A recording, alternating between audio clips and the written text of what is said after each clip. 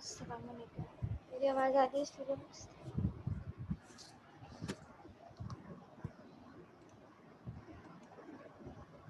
Okay. अच्छा जी, सबसे पहले तो मुझे आप लोग ये बताइए कि कोई एक बच्चा मुझे बताओ कि सैटरडे को आप लोगों की कौन-कौन सी लैब्स हैं और किस-किस टाइमिंग में? ठीक है? जल्दी से कोई एक बच्चा बताओ मुझे। टाइमिंग्स क्या है इस चीज़ की?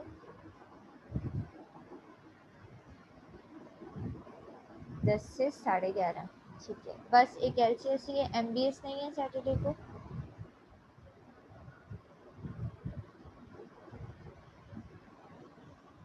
क्योंकि मेरे पास जो स्केड्यूल आपका आ रहा है, ठीक है, और मेरी जो मिस सुबह से बात हुई है, ठीक है, तो वो भी कह रही हैं कि आपकी एमबीएस होती है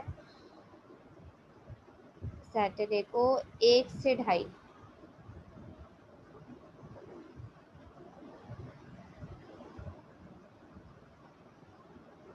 अच्छा, आप कह रहे हैं आपकी एमबीएस होती है कब? संडे को।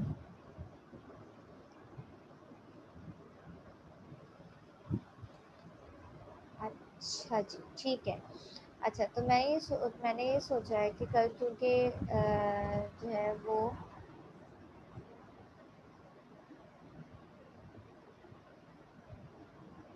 अच्छा ठीक है, सही है। मैंने ये सोचा है क्योंकि सैटरडे को जो है वो कल जो है आपकी थ्योरी क्लासेस भी हैं और फिर सैटरडे को भी आना है, तो हम कल के बजाय हम सैटरडे संडे ही लैब स्केड्यूल कर लेते हैं, ठीक है? हम आईएम की लैब रखते हैं 11:30 से 1, ठीक है? 2 सेशंस चाहिए ना हमें, 11:30 से 1 सैटरडे को और फिर 2:30 टू 4, सही है? 11:30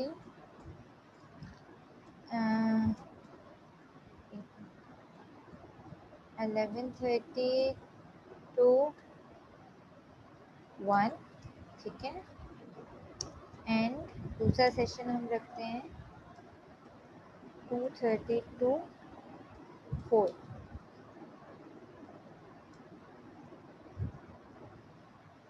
ये सैटरडे को हम ये टाइमिंग्स रख लें। सॉरी, मैंने सब क्लाइंट को मैसेज कर दिया, मुझे सबको मैसेज करना था। तो इस तरीके से आप लोगों को कल नहीं आना पड़ेगा, फिर अल्टीमेटली हम सैटरडे संडे ही 2 दिन में ही जो है वो फारिग हो जाएंगे।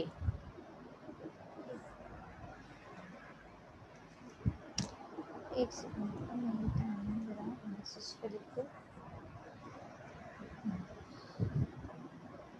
अच्छा जी, अब मैं बताती हूँ कि ऑन पूरा हम सैटरडे संडे करने क्या वाले हैं, ठीक है? देखो, सैटरडे को हमने लैब्स करनी है, ठीक है? सैटरडे को जो हमें टाइम मिल रहा है, 2 सेशन जो हमें मिल रहे हैं, मतलब हर आईडी के लिए, एक आईडी के लिए एक सेशन। तो हम ये करेंगे कि सैटरडे को जो हमारी पेंडिंग लैब्स है ना, हम वो करेंगे, ठीक है? अच्छा, हमारे पास अब बची हैं सॉफ्टवेयर की लैब्स, मतलब आर्डिनो की लैब्स ना, ठीक है? तो हम सैटरडे को मैं स्केड्यूल शेयर कर दूँगी यासिर, अभी मैं चौधरी इमरान से डिस्कस करके ना फिर फाइनल शेयर करूँगी आप लोगों के साथ, ठीक है? आप लोगों से पहले इसलिए पूछा है ताकि आपको ज़्यादा पता होगा कि आपके क्लैशेस कब हैं, फिर मैं स्केड्यूल में अपडेट करवा दूँगी, ठीक है? अच्छा, सैटरडे को हम करेंगे पेंडिंग लैब्स हमारी, ठीक है? एक हमारी हार्डवेयर की लैब है और तकरीबन 2 से 3 हमारी जो है वो आर्डिनो की लैब है। आर्डिनो की लैब वाली जो लैब्स हैं वो सॉफ्टवेयर बेस है, तो वो मैं ऑन स्पॉट आपको करवा दूँगी, तो उसका इशू नहीं होगा, ठीक है? बाकी जो आपकी कौन सी लैब्स है जो आपकी सैटरडे को मैं इंशाल्लाह लैब्स आपकी ख़त्म करवा दूँगी क्योंकि मोस्टली लैब्स हम कर चुके हैं, ठीक है?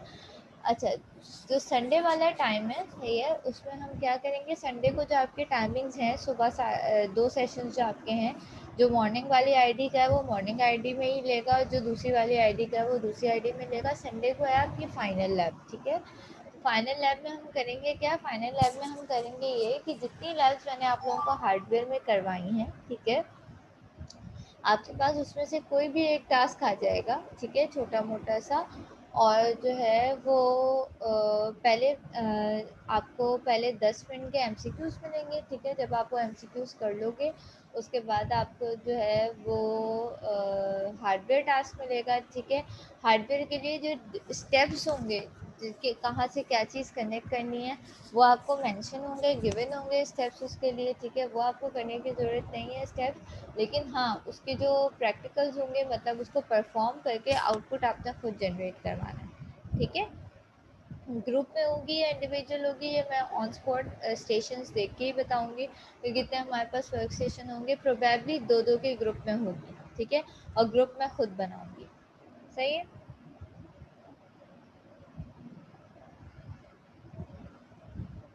बिल्कुल बेटा, प्रॉब्लम ये है कि सुनने में आ रहा है कि आपकी इंटरसिटी ट्रांसपोर्ट बंद हो रही है, ठीक है, due to Covid and all ना, ठीक है। तो अगर ट्रांसपोर्ट बंद हो गई तो ऑब्वियसली सबको ट्रैवल करने में बहुत मुश्किल हो जाएगी, सही। पब्लिक ट्रांसपोर्ट अगर बंद हो गई तो ये गवर्नमेंट की तरफ से ऐलान होने वाला है, और इस तरीके से फिर हमें एज सून एज पॉसिबल हमें इस चीज़ को वाइंड अप करना है, ठीक है।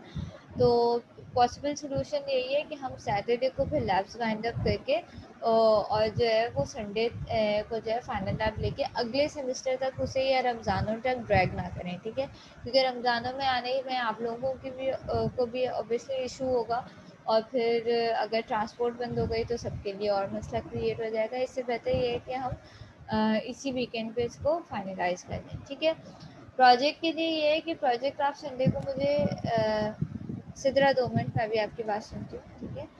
प्रोजेक्ट के लिए ये है कि प्रोजेक्ट आप संडे को मुझे जिस भी हालत में ब्रेड बोर्ड की शक्ल में एटलीस्ट आप मुझे दिखा दो, ठीक है। अ, उसके लिए मैं आपको मज़ीद टाइम दूँगी, ठीक है। मैं प्रोजेक्ट के मार्क्स लॉक नहीं करूँगी। आप ब्रेड बोर्ड पे मुझे संडे को हार्डवेयर दिखाओगे जितना आपने उस पे बनाया है, ठीक है। मज़ीद उसमें आपको कोई ट्यूनिंग करनी होगी या उसको कंप्लीट करने के लिए मैं आपको सेमेस्टर एंड तक का टाइम दूँगी, सही है। फिर मैं आप लोगों से उसकी ऑनलाइन वीडियो प्रेजेंटेशन ले लूँगी, ठीक है। मतलब वीडियो ऑन करवा के, और मैं आप घर पे फिर बनाते रहना प्रोजेक्ट, और मैं वीडियो ऑन करके फिर प्रोजेक्ट आपका देख लूँगी। लेकिन ब्रेड बोर्ड तक, ठीक है, आप मुझे संडे को ज़रूर दिखाओगे, ठीक है। जो ब्रेड बोर्ड पे दिखाएगा उसी की मैं बाद में वीडियो प्रेजेंटेशन लूँगी प्रोजेक्ट की, अदरवाइज़ फिर मैं नहीं लूँगी, ठीक है। और क्या कमेंट्स हैं किसके भी?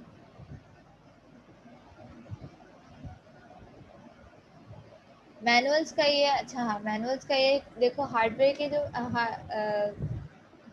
क्या कहते हैं आपके पास टास्क थे, ठीक है। हार्डवेयर के टास्क आप लोगों ने ज़्यादातर फिल कर लिए हैं, ठीक है। जो उस दिन मैं नेक्स्ट सैटरडे को टास्क करवाऊंगी, उसके बाद आपको संडे तक का टाइम मिलेगा उससे फाइनल करने के लिए, ठीक है।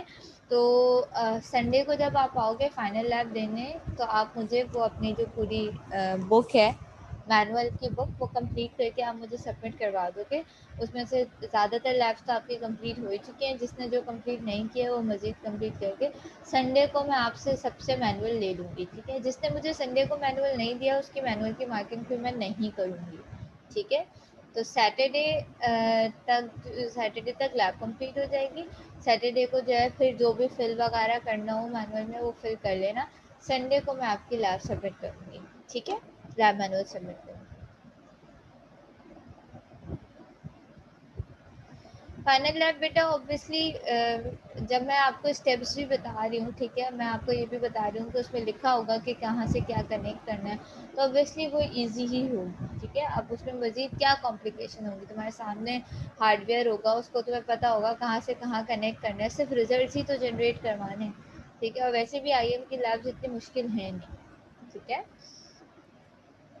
और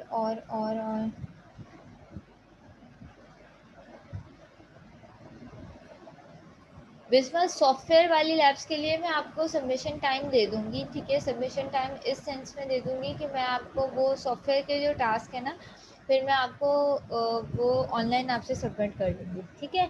उसके स्क्रीनशॉट्स, ठीक है। लेकिन जो फिल करने वाले टास्क है ना, जो मैनुअल में फिल करने हैं, टेबल्स वगैरह जो बनने हैं, वो आपको सैटरडे को लाजमी कंप्लीट करके संडे को मुझे सबमिट करना है, ठीक है। जो सॉफ्टवेयर वाले टास्क हैं जिनके स्क्रीनशॉट्स देने होंगे वो मैं सैटरडे को जब आपको परफॉर्म करवाऊंगी तो आपको बता दूंगी। वो फिर मैं उसके लिए आपको 1 वीक दे दूंगी और वो फिर मैं नेक्स्ट वीक ऑनलाइन आपसे सबमिट कर लूँगी, ठीक है?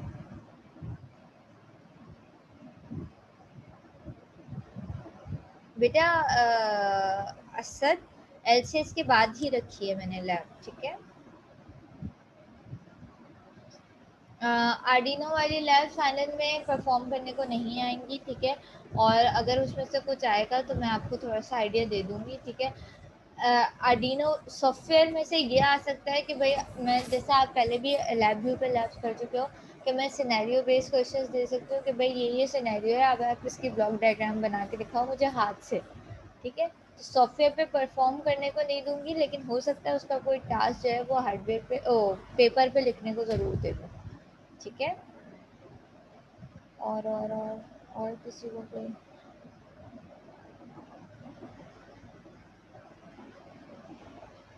हम्म, और किसी को कोई मसले मसाइल? सिद्रा आप क्या बोल रही थी, बोलिए।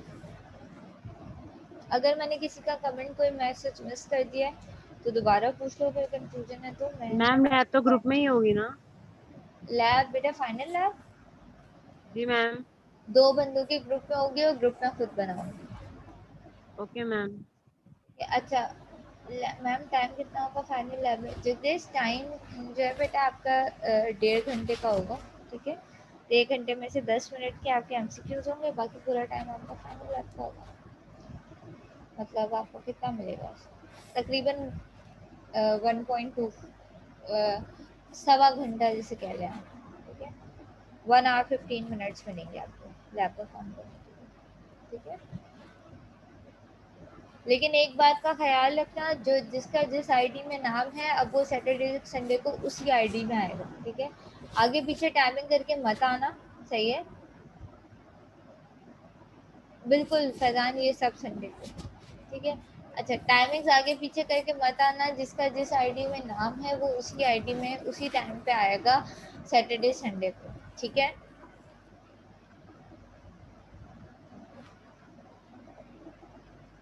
हाँ सैटरडे संडे को जिसके आईडी का जो टाइम है वो उसी टाइमिंग में होंगी। संडे का तो टाइम आपका आईडी वाइज डिसाइडेड है। सैटरडे का मैं आईडी वाइज आप लोगों से शेयर कर दूंगी कि किसका किस आईडी में है, ठीक है?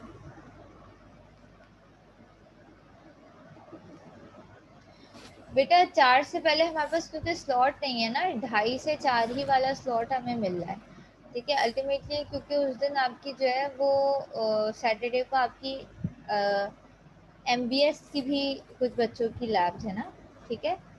स्केड्यूल के लिहाज से अगर मैं मैम सुबह से पूछ लेती हूँ, अगर मैम सुबह सैटरडे को जो है वो एमबीएस की लैब नहीं ले रही, वैसे तो उनका इरादा है लेने का, अगर वो नहीं ले रही तो मैं फिर उससे पहले वाला स्लॉट रख लूँगी, ठीक है? सैटरडे की टाइमिंग मैं आपको कंफर्म कर दूँगी।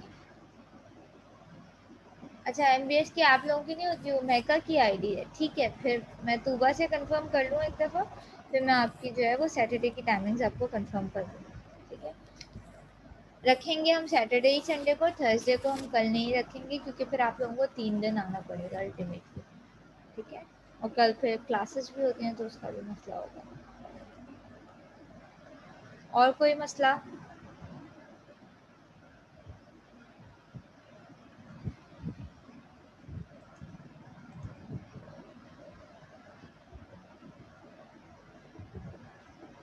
मैं रिपीट कर रही हूँ, मिड के मार्क्स, अरे मिड के मार्क्स बता दूंगी, मिड के मार्क्स की टेंशन नहीं लो, ठीक है? अच्छा जी आपके मैं रिपीट कर रही हूँ, जो जो चीज़ें आपको लाजमी मुझे सबमिट करवानी है। पहली बात, मुझे संडे को लैब मैनुअल्स लाजमी चाहिए। जो मुझे लैब मैनुअल संडे को पूरी जो बुकलेट वो नहीं देगा, वो सबमिट नहीं करवाएगा, उसके लैब्स के मार्क्स नहीं लगेंगे, ठीक है? प्रोजेक्ट ब्रेड बोर्ड की हद तक चलता हुआ प्रोजेक्ट आपको मुझे संडे को लाजमी दिखाना है। जो नहीं दिखाएगा फिर मैं उसका ऑनलाइन भी प्रोजेक्ट की रिमेनिंग वीडियो प्रेजेंटेशन नहीं दूंगी, ठीक है? ये 2 चीज़ें आपने संडे को लाजमी करनी है। लैब मैनुअल लाजमी सबमिट करवाना है फिल करके, ठीक है? और आपने प्रोजेक्ट लाजमी दिखाना है, ठीक है? प्रोजेक्ट के लिए ये है कि मैं संडे को पूरा टाइम अवेलेबल रहूँगी, मतलब जब तक यूनिवर्सिटी खुली रहेगी मैं आपको बता दूंगी 1 बजे तक की डेडलाइन नहीं है, मैं 2-2:30 बजे तक यूनिवर्सिटी में रहूंगी।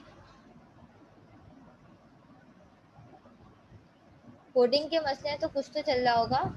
क्या मसले हैं कोडिंग के, रिजॉल्व करो ना मसले। बेटा 1 2 3 अभी फ़िलहाल प्रिंट ना करवाओ, अगर ज़रूरत पड़ेगी तो मैं बाद में प्रिंट करवा लूँगी आपसे। जिसने अभी तक मैनुअल फ़ोटो स्टेट मतलब प्रिंट ही नहीं करवाया 1 से लेकर पूरे 13 तक, वो उसमें 1 2 3 भी करवा ले, ठीक है। लेकिन 1 2 3 के टास्क मैंने अभी प्रिंट करने को मना किया है, तो अगर वो पीईसी की वजह से ज़रूरत पड़ी तो वो मैं फिर बाद में आप लोगों से प्रिंट करवा लूँगी, फ़िलहाल ज़रूरत नहीं है, ठीक है। फैज़ान उसके मसले मसाइल को रिजॉल्व करो ना, जल्द जल्द अज जल्द रिजॉल्व करो।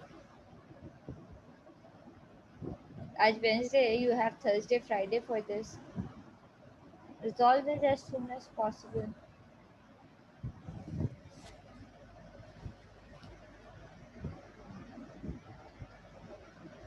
अच्छा जी, सारी कहानियाँ हो गई, अब क्लास शुरू करें। I hope this is clear. मुझे ये सारी बातें, अब संडे को मुझे ये ना बोले मिस आपने ये नहीं बताया था, मिस आपने वो नहीं बताया था। ठीक है, सही है। अच्छा जी, हम अब आते हैं अपने लेक्चर की तरफ और हम शुरू करते हैं। क्या शुरू करते हैं? अच्छा जी, हमने लास्ट टाइम शुरू किया था, जो टॉपिक हम पढ़ रहे थे, हमने चैप्टर नंबर 4 शुरू किया था, ठीक है। और चैप्टर नंबर 4 में हमने ये देखा था, क्या देखा था हमने चैप्टर नंबर 4 में? जी, हमने चैप्टर नंबर 4 में ये देखा था कि हमारे पास जो है क्या होता है, हमारे पास एनालॉग मीटर्स हमने स्टार्ट किए थे, और हमने ये देखा था कि भाई वोल्ट मीटर हमने देखे थे कि एनालॉग वोल्ट मीटर किस तरीके से होते हैं, ओपैम बेस और बीजेटी बेस, ठीक है। आपने ये ओपैम बेस सर्किट की भी मैंने पूरी इक्वेशन पढ़ाई थी आपको, और बीजेटी बेस की भी पढ़ाई, ठीक है। अब आज हम बात करते हैं एनालॉग ओहम मीटर्स की, ठीक है, कि एनालॉग के ओहम मीटर मतलब रेजिस्टेंस किस तरीके से मेजर कर सकते हैं, ठीक है। हमने ये देखा कि भाई जो हमारे एनालॉग मीटर्स होते हैं वो भी बेसिकली बेस किस चीज़ पे कर रहे होते हैं, वो बेस जो है वो पीएमएमसीज पे ही बेस कर रहे होते हैं, मतलब moving coil deflection, moving coil deflection meter जो है उसी पे वो बेस कर रहे होते हैं अल्टीमेटली, ठीक है। तो ऐसे कोई फ़र्क नहीं है इन ओहम मीटर्स में, जो हम एनालॉग ओहम मीटर्स में और डिजिटल ओहम मीटर्स की सर्किटरी में, ठीक है। वहाँ पे भी हमारे पास पीएमएमसी यूज़ होते हुए हम रेजिस्टेंस मेजर कर रहे होते हैं, और यहाँ पे भी पीएमएमसी यूज़ करते हुए हम रेजिस्टेंस मेजर कर रहे हैं, ठीक है। डिफरेंस क्या है? डिफरेंस ये है कि भाई इस तरीके का आपके पास सर्किट होता है, सही है। और एक अदद आपके पास ये बैटरी होती है 1.5 वोल्ट की, सही है। और ये मुख्तलिफ रेंजेस दी हुई है, ठीक है। और ये इसके पास सिलेक्टर दिया हुआ है, ये फिक्स रजिस्टर है, ठीक है, जो रेंज सिलेक्टर के लिए यूज़ हो रहा है, इसके थ्रू रेंज सिलेक्ट हो रही है। ये आर एक्स जो है, ये जो दूसरा आर एक्स रजिस्टर लगा हुआ है, मैं ज़रा अच्छा ओके, ये आर एक्स रजिस्टर जो लगा हुआ है that is your unknown register, ठीक है। इसकी वैल्यू जिस रजिस्टर की वैल्यू हमने फाइंड आउट की है, ठीक है। ये जो आपके पास ये एरो दिख रहा है, this is basically a switch, ठीक है। इस स्विच को मूव करके मैं इस पोजीशन पे भी ला सकती हूँ, 1 मेगा ओम वाली रेजिस्टेंस पे, 100 किलो वाली पे भी, 100 ओम वाली पे भी, और 10 ओम वाली पे। बेसिकली ये क्या है, सिलेक्टर है, ठीक है, जो आपके पास रेंजेस सिलेक्ट करने के काम आ रहा है, ठीक है। और बेसिकली इस अननोन रेजिस्टेंस के पैरेलल में आपके पास क्या लगा होता है, डिफ्लेक्शन मीटर लगा होता है, या वोल्ट मीटर आप जिसको कह लो, वो लगा हुआ होता है। इसके थ्रू बेसिकली हम वोल्टेजेस के थ्रू जो है वो क्या मालूम कर रहे हैं, वोल्टेजेस के थ्रू रेजिस्टेंस को मालूम कर रहे हैं, ठीक है। ये रेंजेस हम अपने हिसाब से सिलेक्ट कर सकते हैं, जो भी हमें रेंजेस चाहिए। फॉर द टाइमिंग इमेजिन यहाँ पे जो सर्किट है वो रेंज है वो कौन सी सिलेक्ट की हुई है, 1 किलो ओम वाली रेंज सिलेक्ट की हुई है, ठीक है। अभी आपका जो सिलेक्टर है वो कहाँ पे, 1 किलो ओम में, ठीक है। आर एक्स हमें फ़िलहाल नहीं पता, ठीक है। और आपकी जो बैटरी है वो 1.5 वोल्ट की बैटरी दी है, ठीक है। सबसे पहले इसमें करते क्या है, इसमें पहले एक्सट्रीम कंडीशंस को कैलकुलेट कर लेते हैं हम, ठीक है। एक्सट्रीम कंडीशंस का मतलब क्या है कि हम पहले क्या करते हैं, हम ओपन सर्किट वोल्टेजेस मेजर कर लेते हैं और हम शॉर्ट सर्किट वोल्टेजेस मेजर कर लेते हैं, ठीक है। क्या कर लेते हैं, हम ओपन सर्किट वोल्टेजेस को मेजर कर लेते हैं पहले, और हम शॉर्ट सर्किट वोल्टेजेस को मेजर कर लेते हैं, ठीक है। जब हम ओपन सर्किट वोल्टेजेस मेजर करेंगे, मतलब आर एक्स की जगह कुछ भी नहीं है और यहाँ पे ओपन सर्किट है, ठीक है। ये आर एक्स हमने हटा दिया है, ये आर एक्स हमने हटा दिया है यहाँ से, ठीक है, ये मौजूद नहीं है। और यहाँ पे हमारे पास ओपन सर्किट है, तो जब ओपन सर्किट होगा तो इस पे कितने वोल्टेजेस आ रहे होंगे, अगर मैं यहाँ पे वोल्ट मीटर लगाऊं तो कितने वोल्टेजेस आ रहे होंगे, जल्दी से बताओ।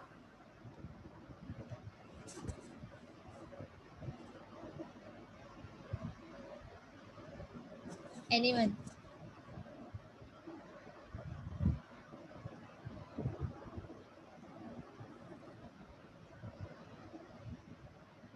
भाई कितने वोल्टेजेस आ रहे होंगे?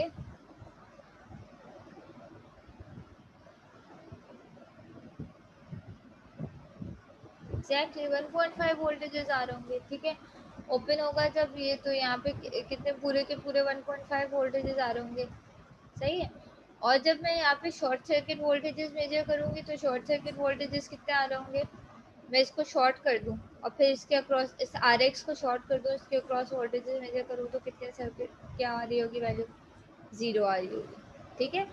तो ओपन सर्किट पे हमारे पास क्या कंडीशन आ रही होगी, ओपन सर्किट पे हमारे पास कितने वोल्ट्स आ रहे होंगे, 1.5 वोल्ट्स आ रहे होंगे। और शॉर्ट सर्किट पे हमारे पास कितने वोल्ट्स आ रहे होंगे, 0 वोल्ट्स आ रहे होंगे, ठीक है। तो हम ये कहते हैं कि भाई जब हमारे पास यहाँ पे,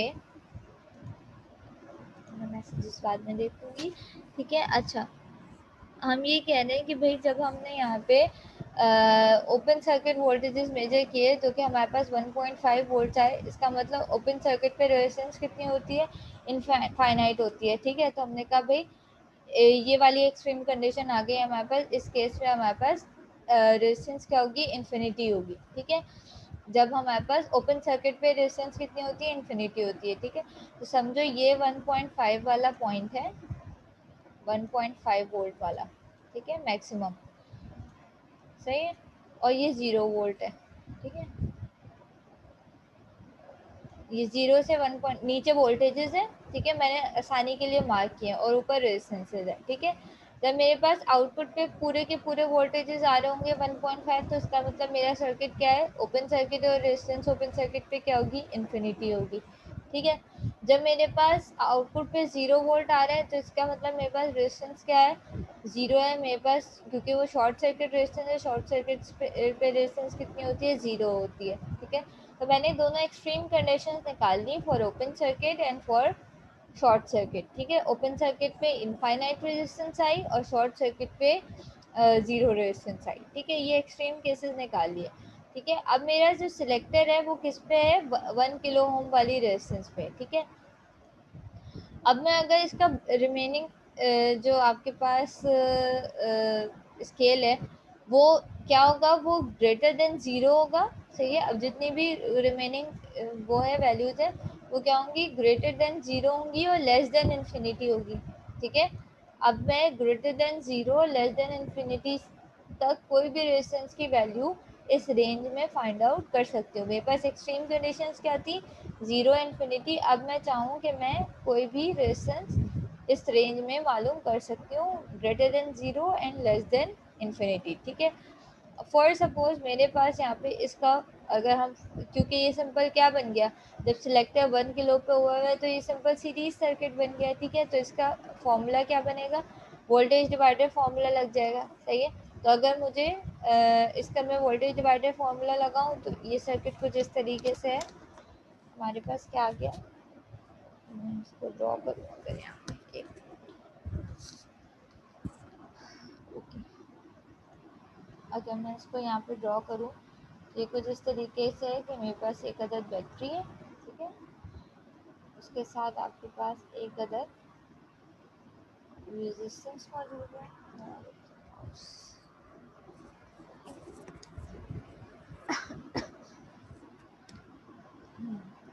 एक अदद मेरे पास यहाँ पे रेजिस्टेंस मौजूद है, ठीक है, और दूसरी रेजिस्टेंस मेरे पास ये मौजूद है, दोनों सीरीज से। इसके वोल्टेजेस हैं ई बी, ठीक है, सही है। इसकी रेजिस्टेंसेस है, इसकी रेजिस्टेंस है R1 जिसकी वैल्यू रखी हुई है हमने फिलहाल 1K, सिलेक्टर 1K पे, ठीक है, और ये है RX जिसके अक्रॉस जो वोल्टेजेस आ रहे हैं उसको कहा गया है, इसके अक्रॉस कितने वोल्टेज आ रहे हैं, इसके अक्रॉस आ रहे हैं ई वोल्टेजेस, ठीक है। तो अगर मुझे ये ई वोल्टेजेस फाइंड आउट करने हैं तो मैं क्या वोल्टेज डिवाइडर लगाऊंगी, R X divided by R one plus R S into E B, ठीक है। वोल्टेज डिवाइडर लगाया, अब इसके थ्रू में अगर मुझे ये पता हो, ठीक है, ई पता हो मुझे, ई भी पता हो मुझे, रेंज पता हो, तो मैं अननोन रेजिस्टेंस की वैल्यू निकाल सकती हूँ, मैं बिल्कुल निकाल सकती हूँ। फिलहाल हम स्केल डिज़ाइन कर रहे हैं, तो हमने सपोज किया भाई, मैं सपोज कर रही हूँ कि मेरे पास आर एक्स की वैल्यू भी 1K है और आर वन की वैल्यू भी 1K है, ठीक है। जो मैंने अननोन रेजिस्टेंस लगाई है यहाँ पे, आर एक्स की वैल्यू जो मैंने यहाँ पे ली है इधर, वो भी 1K है और मेरे पास R1 भी 1K है। तो EB कितना होगा, हाफ हाफ दोनों में डिवाइड हो जाएगा। अगर टोटल 1.5 है EB तो दोनों पे कितना हो जाएगा, 0.75 0.75। अगर दोनों के रेजिस्टेंस सेम है तो इस पे भी 0.75 आ जाएगा और इस पे भी 0.75 आ जाएगा, ठीक है। अगर दोनों की रेजिस्टेंस 1 किलो 1 किलो है, इसका मतलब दोनों पे क्या हो गई, 1.5 का हाफ हो गई, ठीक है। तो 1.5 का हाफ हो गई, सही है। तो अगर मैं स्केल देखूं तो भाई 1.5 का हाफ कहाँ पे आएगा, इस स्केल के मुताबिक, इस स्केल के मुताबिक 1.5 का हाफ ये 0 पॉइंट था, ठीक है, ये 1.5 था, इसका बीच में क्या आएगी, सेंटर में क्या आएगा, 0.75, ठीक है। इन दोनों का हाफ, 1.5 का हाफ क्या था, 0.75, वो यहाँ पे आ रहा होगा। तो 0.75 पे मेरी कितनी रेजिस्टेंस है, 1 किलो, ये के का स्केल है, ठीक है। 0.75 पे मेरी कितनी रेजिस्टेंस है, 1 किलो रेजिस्टेंस है। इस तरीके से वोल्टेजेस के थ्रू, ठीक है, वोल्टेजेस के थ्रू आपके पास रेजिस्टेंस का स्केल डिज़ाइन होता है, ठीक है। कि जब आपके पास एक्सट्रीम कंडीशंस पे पहले हमने मालूम कर लिया, फिर हमने हाफ पे मालूम कर लिया, फिर 1/हाफ पे मालूम करेंगे तो ये वैल्यू आ जाएगी, ठीक है। 2/3 पे मालूम करेंगे तो ये वैल्यू, एंड सो ऑन। मतलब मैं इस 1.5 के रेशो को, मतलब 1.5 डिवाइड बाई 3 करूँगी तो मैं रेजिस्टेंस की वैल्यू पता चल जाएगी मुझे, ठीक है। इस तरीके से कर करके हम इस वोल्टेजेस की वैल्यू को यूज़ करते हुए हम रेजिस्टेंस का स्केल डिज़ाइन कर सकते हैं, ठीक है। समझ में आई ये बात, किसी को कोई मसला है यहाँ से तो पूछो, फिर मैं इससे रिलेटेड एक न्यूमेरिकल करवाती हूँ।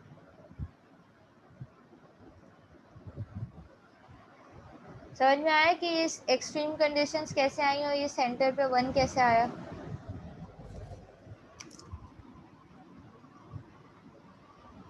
ठीक है, सही है। अच्छा जी, आगे बढ़ते हैं। अब हम ये कह रहे हैं कि भाई हमें इसका फॉर्मूला पता चल गया, ठीक है, और इस फॉर्मूले को यूज़ करते हुए हम अननोन रेजिस्टेंस फाइंड आउट कर सकते हैं, ठीक है। इससे रिलेटेड एक न्यूमेरिकल दिया हुआ है, एक दफ़ा उसे दे सकते हैं। For the circuit shown in figure 4.4-9, मतलब इसी सर्किट की बात हो रही है, ठीक है, अल्टीमेटली सही है, इसी सर्किट की बात हो रही है। अच्छा, determine the resistance scale marking at 1/3 and 2/3 of full scale। वो कह रहे हैं अब आपको 1/3 और 2/3 पे मालूम करना है, ठीक है। फुल स्केल के 1/3 और 2/3। फुल स्केल क्या क्या है, ई बी, मतलब 1.5 का 1/3 और 1.5 का 2/3, ठीक है। तो इक्वेशन हमारी क्या बनेगी, इन दोनों पे रेजिस्टेंस फाइंड आउट करनी है मुझे, 1/3 पे और 2/3 पे मुझे क्या फाइंड आउट करनी है, रेजिस्टेंस फाइंड आउट करनी है, ठीक है। अगर इस फॉर्मूले को रीअरेंज करूँ और मैं आर एक्स की वैल्यू निकालना चाहूँ तो फॉर्मूला क्या बन जाएगा, R1 divide by E B divided by E minus 1, ये फॉर्मूला बन जाएगा, ठीक है। 1/3 ऑफ ई बी, वो कह रहे हैं अब आपका ई कितना बराबर है, फुल स्केल पे आपके पास कितना आ रहा है, फुल स्केल पे आ रहा है आपके पास 1/3 ऑफ ई बी। मतलब जो मेरा मल्टीमीटर यहाँ पे शो कर रहा है, ठीक है, मेरे पास जो यहाँ पे मल्टीमीटर वोल्टेजेस शो कर रहा है, वोल्ट मीटर, मल्टीमीटर क्या वोल्ट मीटर, वो शो कर रहा है ईबी का 1/3, मतलब ईबी डिवाइडेड बाय 3। सही है। तो अब मैं मेरा ई किसके बराबर हो गया, मेरा ई बराबर हो गया ईबी डिवाइडेड बाय 3 के। ठीक है, तो मैं ई की जगह ई डिवाइड बाय 3 रिप्लेस कर सकती हूँ, बिल्कुल कर सकती हूँ। ठीक है, तो हमने क्या किया, ई मेरा किसके, ई बी डिवाइडेड बाय 3 के। अब यहाँ पे इस इक्वेशन में मैंने ई को रिप्लेस किया किससे, ई बी डिवाइडेड बाय 3 से। ये 3 नीचे जो डिवाइड हो रहा था ऊपर जाके मल्टीप्लाई हो जाएगा। ठीक है, अल्टीमेटली आप इस इक्वेशन को सॉल्व करोगे तो आपके पास क्या बन जाएगा, R1 डिवाइडेड बाय 2, या आप अगर इसको मजीद सिंप्लीफाई करो तो ये क्या बन जाएगा 0.5 R1। ठीक है, तो इसका मतलब जब FSD की वैल्यू 1/3 ऑफ FSD होगी उस वक्त मेरे पास R1 की वैल्यू कितनी आ रही होगी 0.5, RX की वैल्यू कितनी आ रही होगी 0.5 R1 के। ठीक है, मतलब मेरे पास अगर R1 की वैल्यू 1 के थी, ठीक है, तो मेरे पास RX क्या आ जाएगा 500 ओम आ जाएगा। ठीक है, उसका हाफ। सही। अच्छा जी, जब हमारे पास FSD पे वैल्यू 2/3 है तो अब मैं E को रिप्लेस करूँगी किससे, 2/3 ऑफ EB से। इस इक्वेशन में अब मैं E की जगह, इस इक्वेशन में E की जगह अब हम क्या रखेंगे 2EB डिवाइडेड बाई 3। यहाँ पे हमने 2EB डिवाइडेड बाई 3 रखा, 3 ऊपर जाके मल्टीप्लाई हो गया, इसको सिंप्लीफाई किया तो मेरे पास आर RX की वैल्यू क्या आ गई 2 मल्टीप्लाई बाय R1। इसका मतलब जब वैल्यू 2/3 होगी तो इसका मतलब अगर मेरी R1 की वैल्यू थी 1 के तो मेरे पास RX की वैल्यू क्या आ रही होगी 2 के। ठीक है, मल्टीप्लाई बाय 2 हो जाएगी। तो इस तरीके से ये क्या, ये देखो इस तरीके से ये रेंजेस डिफाइन की हुई है। ठीक है, इस तरीके से आपके पास ये देखो यहाँ पे 2 आ गया, 2/3 पे क्या आ गया 2 आ गया, 1/3 पे क्या आ गया 0.5 आ गया। ठीक है, इस तरीके से आपके पास ये रेंजेस डिफाइन की हुई हैं कि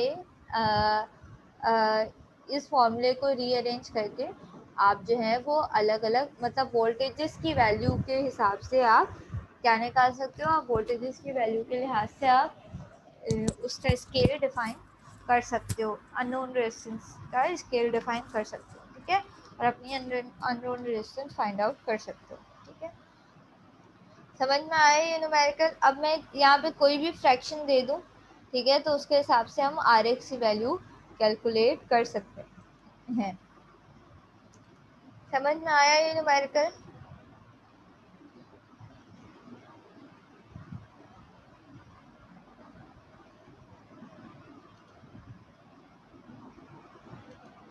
ठीक है, अच्छा जी,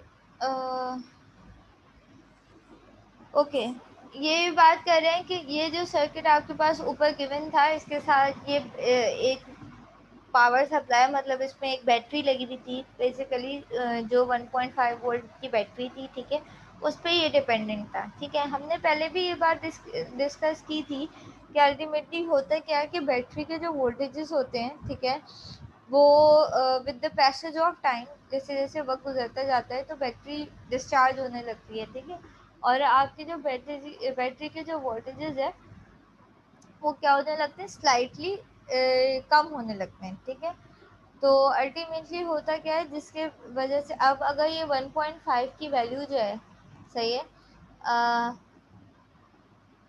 1.5 की वैल्यू किसी भी तरीके से इस न्यूमेरिकल के अकॉर्डिंगली बात कर लो, अगर ये 1.5 की वैल्यू जो है वो 1.5 की जगह 1.4 हो जाए, ठीक है, तो आपका पूरा स्केल जो है वो क्या हो जाएगा, ख़राब हो जाएगा।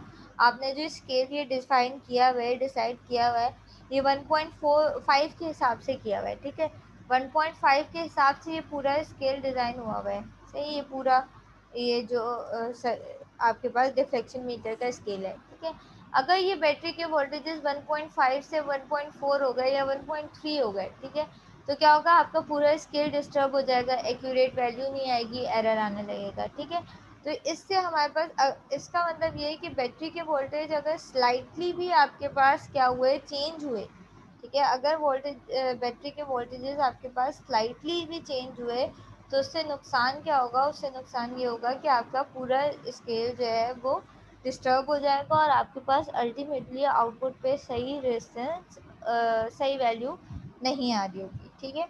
तो इसके लिए क्या है, इसके लिए एक जो तरीका, एक सोल्यूशन जो निकाला गया है वो ये निकाला गया है कि भैया आपके पास एक सीरीज रेजिस्टेंस लगा दी जाए। ठीक है। एक एडजस्टेबल सीरीज रेजिस्टेंस लगा दी जाए, जिस सीरीज रेजिस्टेंस को चेंज करके आप क्या करो, आप open circuit voltages and short circuit voltages को कंट्रोल कर सको। ये सही है। तो हमारे पास इसलिए इस प्रॉब्लम के सोल्यूशन के लिए हमें क्या करना पड़ेगा, हमें सीरीज में एक और रेजिस्टेंस ऐड करनी पड़ेगी, that is basically a potentiometer. ठीक है। उस रेजिस्टेंस को एडजस्ट करके हम क्या कर सकते हैं, अपने हम ओपन सर्किट वोल्टेजेस और शॉर्ट सर्किट वोल्टेजेस को कंट्रोल कर सकते हैं। ठीक है। लेकिन हमेशा हमेशा जब भी आप ये वाले ओहम मीटर्स यूज़ करोगे तो उसके लिए आपको इनिशियली पहले ओपन सर्किट टेस्ट और शॉर्ट सर्किट टेस्ट लाजमी करना पड़ेगा। मतलब आपको इंस्ट्रूमेंट यूज़ करने से पहले, ये जो इंस्ट्रूमेंट डिस्कस हुए हुए हैं इनको यूज़ करने से पहले आपको क्या करना पड़ेगा, उसके ओपन सर्किट वोल्टेजेस को भी जो है वो पहले चेक करना पड़ेगा और शॉर्ट सर्किट वोल्टेजेस को भी पहले चेक करना पड़ेगा कि कितने वोल्टेजेस आ रहे हैं। आइदर अगर 1.5 की बैटरी थी तो क्या 1.5 दे भी रही है और ओपन सर्किट पे या नहीं दे रही। ठीक है। तो बिफोर यूजिंग दैट आपको ये कैलिब्रेशन करनी पड़ेगी। आपको कैलिब्रेशन क्या है कि आपको ओपन सर्किट और शॉर्ट सर्किट वोल्टेजेस मेजर करने पड़ेंगे। ठीक है। अच्छा, उसके बाद आपके पास क्या है, उसके बाद आपके पास ये है कि भाई यही सीरीज रेजिस्टेंस जिसको शंट रेजिस्टेंस भी क्या कहा गया है, वो लगाने से आपके पास इफेक्ट क्या पड़ेगा। ठीक है। अब ये देखते हैं कि इसको लगाने से हमारे पास क्या इफेक्ट पड़ रहा है। ठीक है। सर्किट कुछ तरीके से हो गया कि भाई हमने एक R1 लगाया हुआ है। ठीक है। अब मतलब नया सर्किट आ गया है। ठीक है। ये R1 जो है वो क्या है, वो रेंज सिलेक्टर है। ठीक है। ये फॉर सपोज उसने 4K पे सिलेक्ट किया हुआ है। ठीक है। उसके बाद हमने एक R2 एक शंट रेजिस्टेंस यूज़ किया, दैट इज़ R2 1.33 के, और उसके पैरेलल में हमारे पास लगा हुआ है क्या लगा हुआ है आपके पास, RX अननोन रेजिस्टेंस लगी हुई है। ठीक है। अब देखो इनपुट के वोल्टेजेस क्या हो गए, 6 वोल्ट हो गए। ठीक है। बढ़ गए फॉर किसी भी वजह से इनपुट के वोल्टेजेस बढ़ गए। अब अल्टीमेटली इससे फ़र्क क्या पड़ेगा, इसका फ़र्क देखो। ठीक है। A shunt type ohmmeter circuit for use with the electronic instrument the precision resistors are connected in shunt with the supply instead of in series. ठीक है। In this case a regulator power supply is used to provide a stable 6 volt supply instead of applying a battery. यहाँ पे आपके पास क्या use किया, 6 volt की supply use की है बैटरी की जगह। ठीक है। अच्छा जी, पावर सप्लाई मतलब पावर सप्लाई के वोल्टेजेस डिके नहीं होते ना आपके पास, बैटरी तो डिस्चार्ज होने लगती है इसलिए उसके वोल्टेजेस कम होते हैं। पावर सप्लाई के वोल्टेजेस डिके नहीं होते आपके पास, चेंज नहीं होते। तो यहाँ पे आपके पास 6 वोल्ट की पावर सप्लाई दी है। ठीक है। This eliminates the need of voltmeter calibration control. इससे फ़ायदा क्या होगा कि आपको कैलिब्रेशन नहीं करनी पड़ेगी, because unlike a battery the regulated power supply voltage does not drop. Battery की तरह इसके वोल्टेजेस ड्रॉप नहीं होते। ठीक है। With the terminal A B in figure 4 the open circuit R X and open circuit पे क्या होगा, आर एक्स ओपन सर्किट पे क्या होगी, इन्फिनिटी होगी। ठीक है। आर एक्स ओपन सर्किट पे इन्फिनिटी होगी। और जब आपके पास इस केस में निकाला, ठीक है, ओपन सर्किट पे फिर रेजिस्टेंस कितनी होगी, ओपन सर्किट पे रेजिस्टेंस क्या होगी आपके पास, ये सिंपल, यहाँ पे कुछ भी नहीं होगा। ठीक है। ये आर एक्स हट जाएगा तो बचेंगे कौन सी, ये रेजिस्टेंस, दो रेजिस्टेंस बचेंगे, एक ये 4K वाली रेजिस्टेंस बचेगी, एक ये 1.33 वाली रेजिस्टेंस बचेगी। तो अल्टीमेटली यहाँ पे हमने क्या रखा, R2 1.33 के, R1 की वैल्यू क्या थी 4K मल्टीप्लाई बाय 6 वोल्ट। तो E की वैल्यू क्या आ गई 1.5 वोल्ट आ गई, ठीक है। Therefore in this circuit the voltmeter is once again on the 1.5 volt range to give the FSD when Rx infinity. देखो देखो इससे फायदा क्या हुआ कि अब बैटरी के वोल्टेजेस जबकि 6 वोल्ट थे, ठीक है, लेकिन हमने इस रेजिस्टेंस के थ्रू क्या करवा लिया, हमने उस वोल्टेजेस को ड्रॉप करवा दिया, ठीक है। अब ड्रॉप करवाने से फ़ायदा क्या हुआ कि हमारे पास Rx की वैल्यू इन्फिनिटी पे, ठीक है, जब हमारे पास Rx इन्फिनिटी था, ओपन सर्किट था, अभी भी हमारे पास उसकी वैल्यू क्या आ रही है 1.5 भी आ रही है, ठीक है। मतलब इस स्केल के लिहाज से अगर देखो, ठीक है, तो आपके पास 1.5 पे क्या आ रहा था, इन्फिनिटी आ रहा था, ठीक है। तो अभी भी इस सर्किट के लिहाज से भी इस सीरीज रेजिस्टेंस लगाने से फ़ायदा क्या हुआ कि हमारे सोर्स वोल्टेजेस चेंज हो भी गए, लेकिन हमारे पास स्केल पे फ़र्क नहीं पड़ा, अभी भी हमारे पास 1.5 पे इन्फिनिटी रेजिस्टेंस ही आ रही है, या ये कह लो इन्फिनिटी रेजिस्टेंस पे 1.5 वोल्ट ही आ रहा है, आइदर हमारे सोर्स वोल्टेजेस चेंज हो गए या नहीं हो गए, ठीक है। तो ये जो शंट रेजिस्टेंस है, इसको इसके थ्रू हमने क्या कंट्रोल कर ली, अपनी रेंज कंट्रोल कर ली। हमारे जो डिफ्लेक्शन मीटर की जो रेंज थी, हमने उसको जो उसका स्केल था उसको हमने कंट्रोल कर लिया by using this shunt resistance, ठीक है। और अब इसके थ्रू जब आपके पास शॉर्ट सर्किट होगा, जब यहाँ पे शॉर्ट सर्किट होगा तो अल्टीमेटली शॉर्ट सर्किट पे क्या आ रहा होगा, शॉर्ट सर्किट पे यहाँ पे 0 वोल्ट्स आ रहे होंगे, ठीक है। तो यहाँ पे मैं जब इस रेजिस्टेंस की जगह शॉर्ट सर्किट लगा लूँगी तो यहाँ पे वोल्टेजेस क्या आएंगे, 0 वोल्टेजेस आ रहे होंगे। तो जब रेजिस्टेंस शॉर्ट सर्किट पे क्या होगी, 0 ओम रेजिस्टेंस होगी, तो उस पर वोल्टेजेस क्या आ रहे होंगे, 0 वोल्ट ही आ रहे होंगे। तो आपका ये जो स्केल है, ठीक है, यहाँ पे जब हम बात कर रहे थे कि 0 पे 0 आना चाहिए और 1.5 पे इन्फिनिटी आना चाहिए, आपका स्केल बर्बाद नहीं होगा, मतलब स्केल पे कोई फ़र्क नहीं पड़ेगा, वो चाहे वोल्टेजेस इनपुट के चेंज हो जाएं तब भी, ठीक है।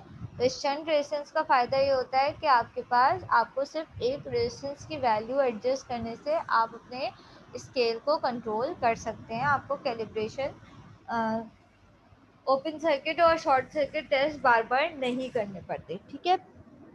और बाकी रेंजेस, बाकी Rx की वैल्यू निकालने के लिए क्या होगा, ज़ाहिर है R2 के पैरेलल में Rx आ जाएगा, आपका फॉर्मूला वही रहेगा जो यहाँ पे यूज़ हो रहा था, बस आपके पास R2 के पैरेलल में, as you can see here, R2 के पैरेलल में हमारे पास एक और रेजिस्टेंस ऐड हो गई। अब ज़ाहिर है Rx की अलग अलग वैल्यू के लिए अलग अलग वोल्टेजेस आउटपुट पे आने लगेंगे, ठीक है। तो हम हर रेंज के हिसाब से हम अपना इंस्ट्रूमेंट जो है वो कैलिब्रेट कर सकते हैं, ठीक है। समझ में आई है कहानी कि शंट रेजिस्टेंस से हमारे पास फ़ायदा क्या हुआ। एनी क्वेश्चन सो फार।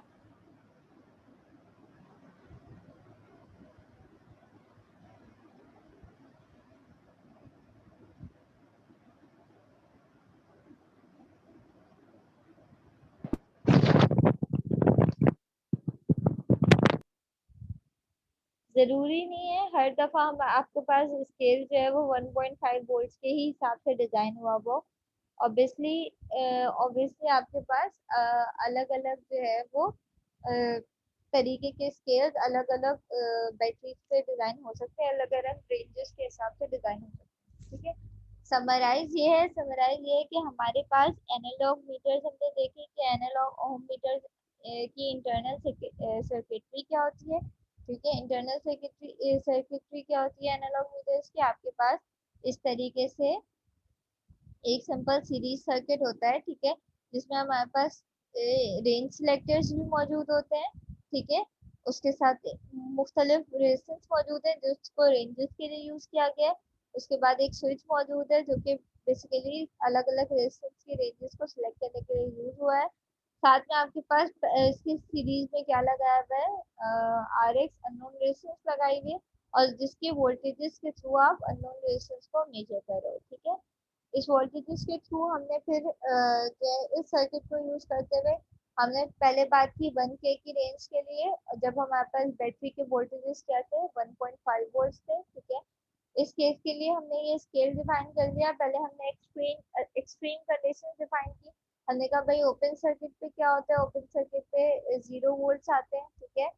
सॉरी ओपन सर्किट पे आपके पास कितने वोल्ट आते हैं, सारे के सारे वोल्टेजेस आ जाते हैं, मतलब 1.5 थे बैटरी के, तो 1.5 ही वोल्ट आउटपुट पे आ जाएगा। और ओपन सर्किट पे रेजिस्टेंस क्या होती है, इन्फिनिटी होती है, ठीक है।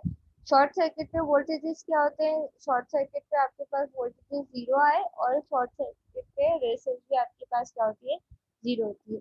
हमने पहले एक्सट्रीम कंडीशन डिफाइन की, फिर हमने सेंटर पे डिफाइन की कि भाई जब आपके पास 0 और 1.5 है, तो इन दोनों का मिड क्या बनेगा, इन दोनों का मिड बनेगा 0.75, और 0.75 पे रेजिस्टेंस की वैल्यू क्या आती है, दैट इज 1 किलो ओम, ठीक है। इस तरीके से हमने ये जो है वो स्केल डिजाइन कर दिया, ठीक है।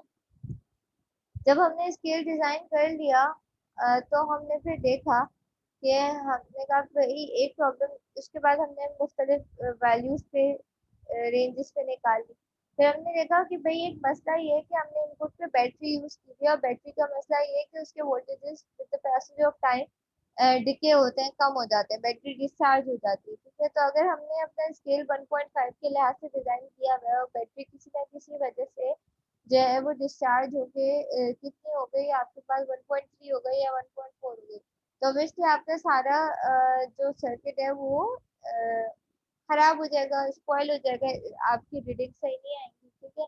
तो इसके लिए सोल्यूशन क्या है, इसके लिए सोल्यूशन ये है कि हमने एक शंट रेजिस्टेंस लगाया, ठीक है। अब शंट रेजिस्टेंस लगाने से फायदा क्या हुआ, एडजस्टेबल शंट रेजिस्टेंस लगाया, जिसकी वैल्यू हम अपने आप से कंट्रोल कर लेते हैं, ठीक है, कंट्रोल कर सकते हैं। यहाँ पे एक एग्जांपल के लिए आपको शंट रेजिस्टेंस की वैल्यू दिखाई दी थी 1.33 के, ठीक है। अब हमने कहा कि भाई इनपुट पे वोल्टेजेस चेंज हो गए, अब पहले जो 1.5 वोल्ट थे वो अब 6 वोल्ट होगा, और अब की बार हमने बैटरी से नहीं दिया, हमने पावर सप्लाई से जोड़ दिया।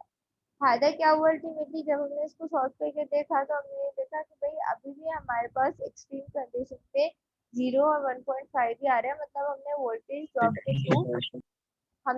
ड्रॉप के थ्रू इसको कंट्रोल कर दिया, ठीक है। हमने एक शंट रेजिस्टेंस लगाया जिसके ऊपर वोल्टेज ड्रॉप आया, और इस ड्रॉप के थ्रू हमने 6 वोल्ट को 1.5 वोल्ट बना दिया। अल्टीमेटली आपके पास इससे ये फायदा हुआ, ठीक है, कि आपकी रेंज जो थी वो इनपुट के वोल्टेजेस चाहे चेंज हो गए, लेकिन आपकी रेंज चेंज नहीं हुई। और जब आपकी रेंज चेंज नहीं होगी, आपका जो स्केल चेंज नहीं होगा, तो आपके पास ज़्यादा एक्यूरेट वैल्यू आउटपुट पे आएगी, ठीक है। अब आप किसी भी अननोन रेजिस्टेंस के लिए RX के लिए आप सॉल्व इसको कर सकते हो, ठीक है। समझ में आया या फिर,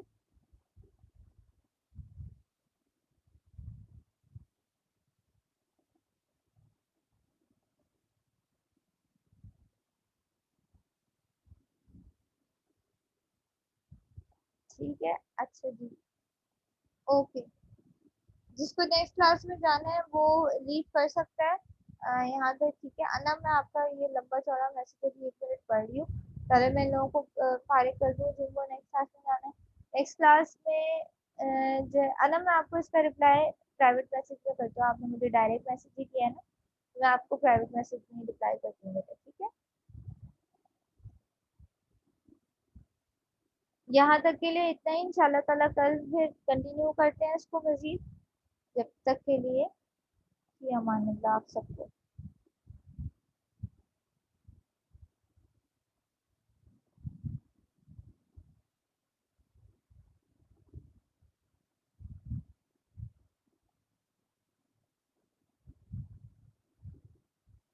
बिस्मा बेटा जिसको जो इशू है मुझे मैसेज करके पूछ लो, ठीक है, बता दीजिए, मसला नहीं।